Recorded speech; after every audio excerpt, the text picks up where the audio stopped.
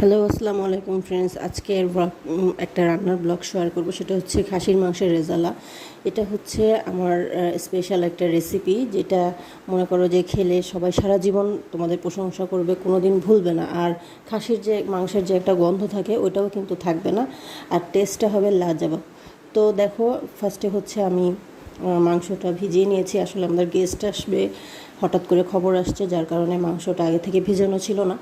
তো যথাসম্ভব চেষ্টা করেছি গরম পানি টানি দিয়ে একটু ছাড়ানোর জন্য মাংসটা। আর এদিকে আমি মাংসের জন্য মশলা উঠিয়ে দিয়েছি, মানে কড়াই চুলায় দিয়ে দিয়েছি। এরপরে বেশ খানিকটা তেল দিয়েছি, আর অনেক প্রায় হাফ কেজির একটু বেশি পেঁয়াজ কুচি হবে, আর কিছু গরম মশলা দিয়ে নিলাম, যেমন তেজপাতা, দারচিনি, কাবাব চিনি, লবঙ্গ, আর এলাচ দেয়নি, হচ্ছে এলাচ গুঁড়া দিব, এই কারণে হচ্ছে এলাচটা আমি গোটা দেইনি।